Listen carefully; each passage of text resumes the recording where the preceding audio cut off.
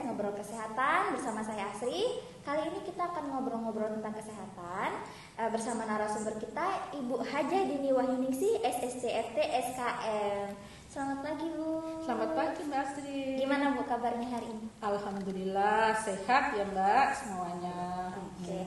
Kali ini kita mau ngobrol-ngobrol ya Bu soal kesehatan, tentang penyakit yang ada di sekitar kita, yang banyak terjadi di lingkungan kita, yang banyak dialami oleh orang-orang. Salah satunya kayak sakit pinggang, yang menjalar sampai ke kaki gitu ya Bu ya. Itu biasanya apa sih Bu namanya Bu? Kalau istilahnya low back pain ya Mbak. Jadi sakit pinggang bagian bawah itu biasanya rasa nyeri menjalar dari bokong kadang-kadang sampai ke kaki, telapak kaki. Oh bener gitu, berarti ya, Mbak. sampai jalan gitu ya Bu ya. Iya. Oke. Terus abis itu biasanya khasnya rasanya maksudnya ada kayak tanda gejalanya nggak, kayak apa? Ya, biasanya Mbak gejalanya itu nyeri kayak ditusuk-tusuk ya. Terus menjalar sampai bokong, sampai kaki.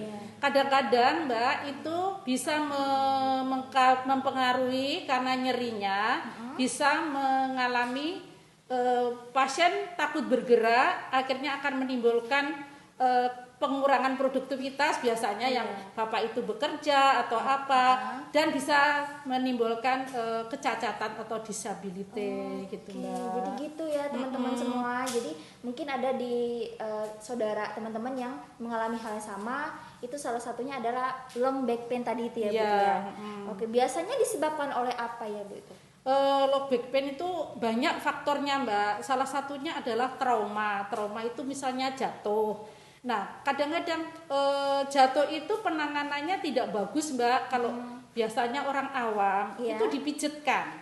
Nah, itu nggak boleh apa gimana Bu? Dipijetkan itu kita nggak tahu ya Mbak. Mungkin ada pergeseran dari tulangnya yang pada diskusnya kalau bahasa ini kedokterannya medisnya. Nah, itu bisa menyebabkan yaitu tadi makin memperberat dari penyakitnya.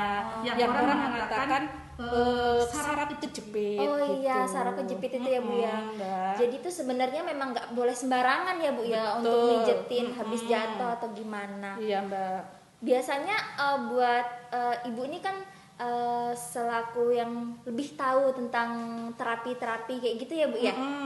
Berarti kan benar mengarah ke sistem apa ya namanya Bu ya, kayak saraf kejepit itu tadi ya. Iya, cara penanganannya. Cara penanganannya itu tadi. Nah, biasanya pemeriksaannya itu gimana Bu? Ya, ini Mbak ya, awalnya kita nanyain pasiennya nyerinya saat gerakan apa. Terus yang kedua nyerinya pada waktu apa. Terus mungkin mereka dari jatuh tadi yang seperti kita sebutkan tadi, misalnya dipijetkan akan memperparah. Bisa juga karena traumanya yang berulang-ulang akhirnya terjadi spondylolisthesis, yaitu pergeseran pada tulangnya.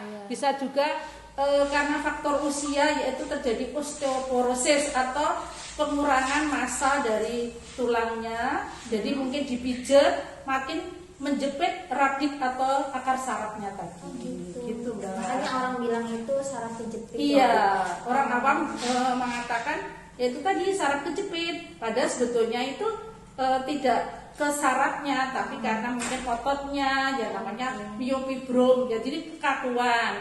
Misalnya dari bangun tidur dia nyeri sekali, jadi kadang-kadang mereka takut untuk bergerak. Bergerak itu takut ya Bu ya. Karena kesakitannya, makanya yaitu tadi harus cepet-cepet kita pergi ke dokter. Harus penanganan yang tepat. Jadi ya. mungkin ada kejepitan, ada mungkin fraktur dari tulangnya atau apa. Oke, gitu. Biasanya nih kalau udah ada yang mengalami hal yang sama, itu pencegahannya gimana Bu?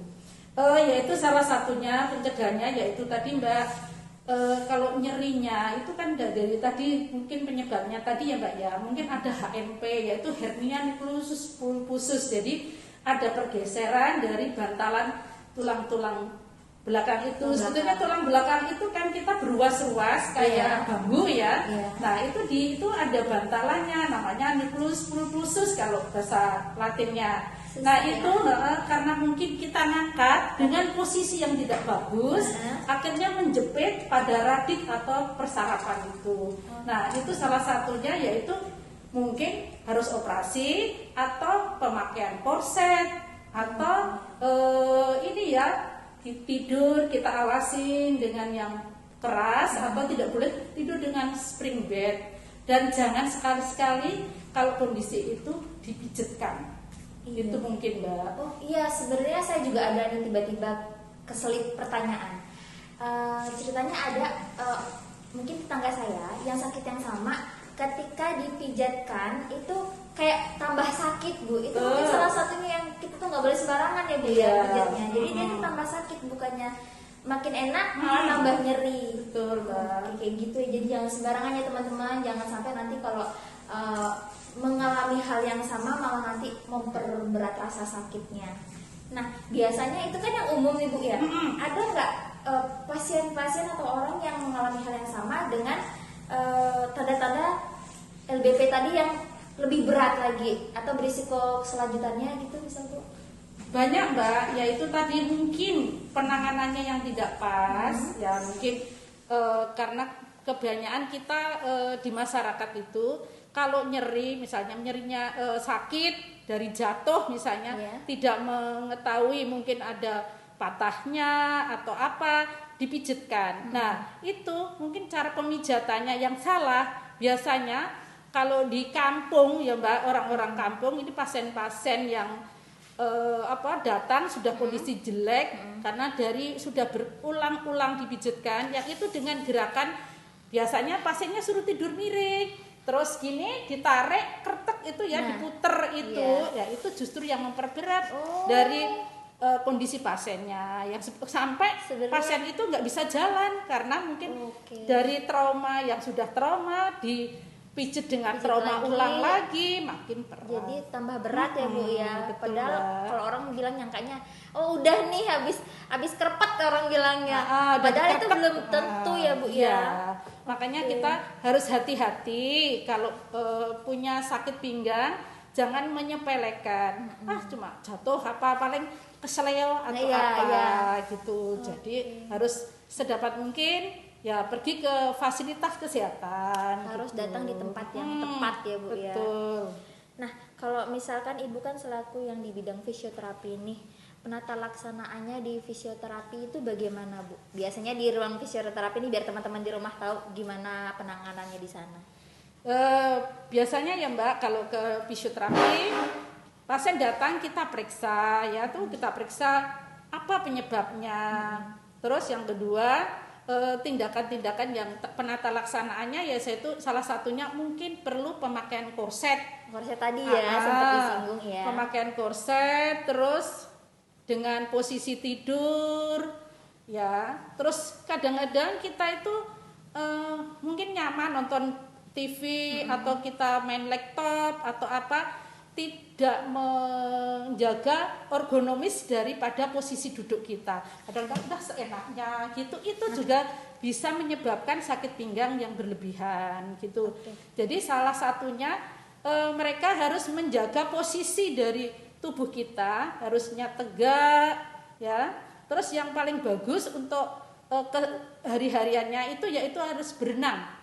Oh, berenang bisa Berenang membantu itu ya, salah satunya menjaga kestabilan dari tulang belakang kita dengan otot-otot perut, otot-otot punggung itu kuat dengan berenang. Jadi terlatih, mau tidak mau misalnya ada apa ya, otot-otot kita kuat, tidak akan terjadi low back pain. Oke gitu. Jadi dibantu dengan berenang supaya lebih siap lagi otot-otot gitu kita ya, Bu, tidak ya? kaku dan terlatih. Oke, terus nanti kalau misalkan teman-teman juga ada yang mau tanya-tanya soal kesehatan, nanti bisa langsung komentar di bawah ya teman-teman. Nanti biar ditanggepin oleh tim kami juga, supaya nanti kalau misalkan apa yang saya tanyakan masih belum ada yang tersampaikan dari teman-teman kan bisa tersalurkan gitu ya Bu ya. Monggo Mbak, kita membuka Mungkin ada yang kurang jelas atau pengen tahu lebih lanjut, silakan datang ke fisioterapi. Oke, fisioterapi ya Bu ya. Iya. Untuk ada pesan-pesannya Bu untuk semua teman-teman kita yang ada di rumah yang kira-kira mungkin keluarganya ada yang kena LBP atau gimana, ada pesan-pesannya nggak? Iya, itu tadi salah satu yang kita ulang lagi ya Mbak ya, kalau kita merasa sakit pinggang jangan menyepelekan. Orang bilangnya cuma kesleo. Nah, nanti dipijetkan atau ini yang nanti justru menambah trauma yang berulang-ulang. Jadi sebaiknya dia harus bed rest, yaitu tidur tanpa bantal di bawah lutut, kita kasih guling supaya otot-otot punggung kita rileks atau istirahat. Nanti bed restnya itu 3 hari sampai 1 minggu. Kalau nyerinya masih sakit, secepatnya pergi ke fasilitas kesehatan. Gitu aja Mbak. Gitu, jadi jangan mudah sekali pijet gitu. Ya, jadi kayak gitu teman-temannya pesan dari Bu Dini. Jangan sampai nanti kalau misalkan ngerasain sakit yang seperti dijelaskan Bu Dini tadi, jangan sampai sembarangan pijet. Yang penting bed rest ya Bu, bed rest. Terus ingat ganjel ganjel di bawah sesuatu di bawah lututnya. lutut supaya lebih rileks punggungnya. Rileks dari otot-otot punggungnya. Oke, dan nanti kalau misalkan merasa masih kurang nyaman atau masih kerasa sakit, datanglah ke tempat yang tepat ya Bu ya, ke fasilitas kesehatan. Monggo. Oke, kayak gitu aja. Masih ada yang mau ditambahkan Bu? Nah, kalau semisalnya di rumah ini tidak ada korset, boleh pakai stagen. Boleh dari ya, Bu, istrinya. Kalau yang laki bisa dengan pinjem stagen istrinya atau neneknya. Oke, berarti kalau gitu, korset Mbak. itu nggak ada, teman-teman boleh ganti dengan stagen. Stagen itu yang berputar-putar panjang itu loh Mbak. Sama kalau korset pendek yang kayak dipakai gimana sih yang ibu-ibu itu ya juga bisa. Sementara boleh. Untuk menjaga kalau kita baru trauma dari tulang belakang kita atau nyeri pada punggungnya, untuk pengaman itu. Nah, nanti kalau itu sakitnya masih terus dan menjalar, makanya kita sarankan harus cepat-cepat ke fasilitas kesehatan. Tetap ke faskes ya kalau udah misalkan nggak tahan. Oke deh, gitu aja Bu untuk kali ini. Senang banget bisa ngobrol bareng Bu Dini. Mungkin nanti teman-teman bisa komen apa sih yang mau bakal kita bahas ke episode selanjutnya. Dan mudah-mudahan apa yang informasi yang diberikan oleh Bu Dini bermanfaat buat teman-teman semua ya. Gitu aja deh ngobrol kita kali ini. Terima kasih udah nonton dan sampai jumpa di episode selanjutnya. Dadah.